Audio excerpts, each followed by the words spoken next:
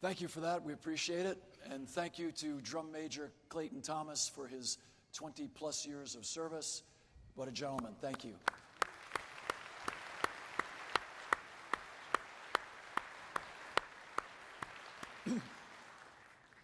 Firefighting is a violent intellectual and physical contest between a non-thinking lethal phenomena and humanity.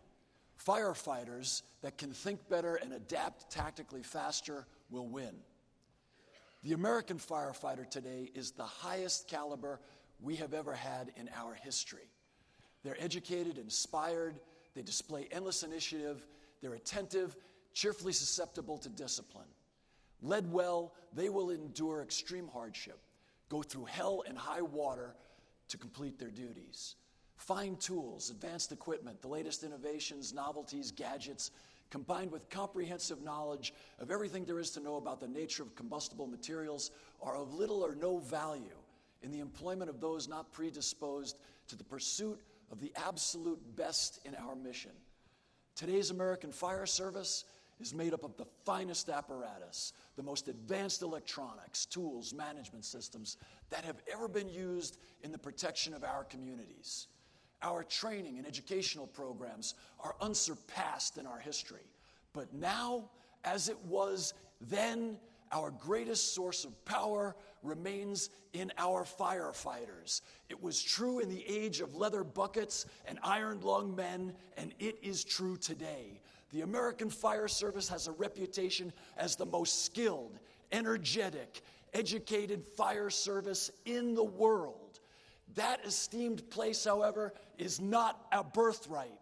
Every generation of American firefighters needs to do their part so that we can hold on to that place as the most emulated and admired fire service in the world. To deal with those challenges that we must face, we must always be our best.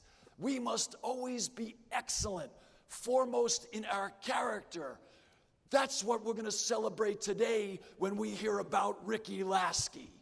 And to get there, we must constantly refresh and deepen our knowledge. We must study, learn, train, and ultimately deploy our resources with supreme skill.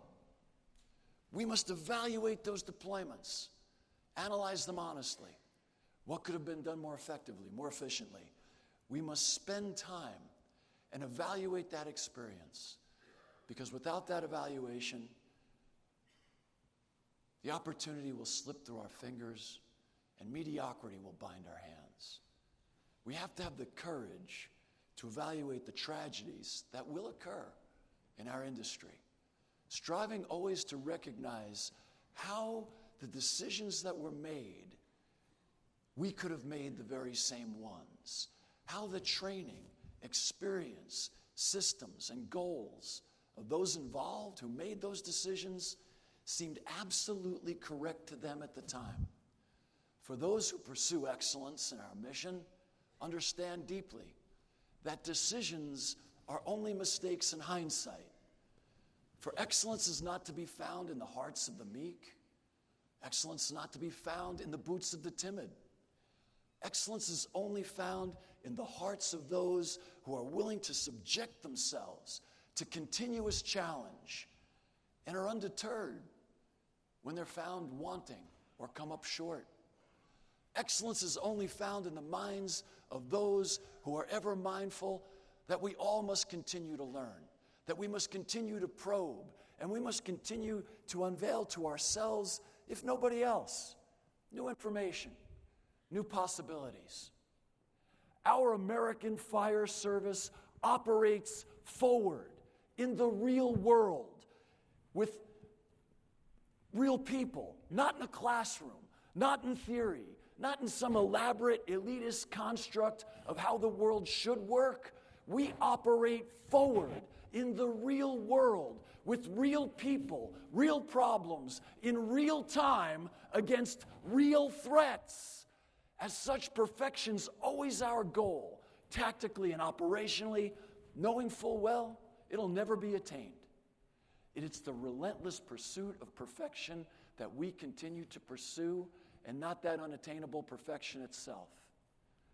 But for those of us that have skin in the game, we recognize that it's the indomitable character of that individual firefighter, like Ricky Lasky, that therein we find excellence.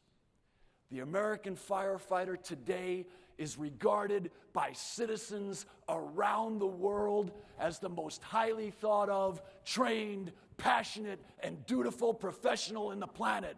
We are second to none. The American firefighter today, however, must go beyond that norm to be the most highly skilled in history. We willingly sacrifice to be better. We're inspired by the most elegant role models, such as the men and women in this room today: Angie Hughes, Ricky Lasky, Johnny Salka, Gavin Horn. Today, we produce endless initiative. We are attentive to our communities, and we're among some of the most self-disciplined persons on the face of the planet.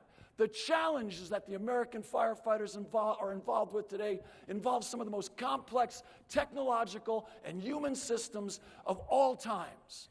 The interaction between those systems require that firefighters never let down our guard nor allow our assumptions about the world to guide our actions. That is why this endless quest for new knowledge and the deepening of our known knowledge through study, drill, and training is needed to ensure that that supreme level of skill is there every time it's needed. That skill in excellence, in character, it's not only expected of each and every one of you, it's demanded. And we do it joyfully. To reach that demand in character requires discipline from the very first contact till that last day of your retirement. We go forward from here today promoting that excellence. As we gather here as American firefighters, we recognize that we all have personal shortcomings, but we refuse to accept them. Today, we go forward in this continuous endeavor to be second to none, to be the best, the leaders in the world, the bravest in the world. You know, the great, unfortunately, British thinker, Herbert Spencer, said, "The great aim of education is not knowledge, it's action." You but have to look at this front row to understand that. Billy Goldfeder, Mike Dugan, Eddie Buchanan, A.J. Heitman, Dave McGrail. It's action, not knowledge. We go forward from here today willingly enduring extreme hardship, cheerfully enduring extreme hardship, willing to go through hell and high water, devoted to the relentless effort to be worthy enough to be allowed to stand in this room together and be acknowledged as an American firefighter. Now let's get to it.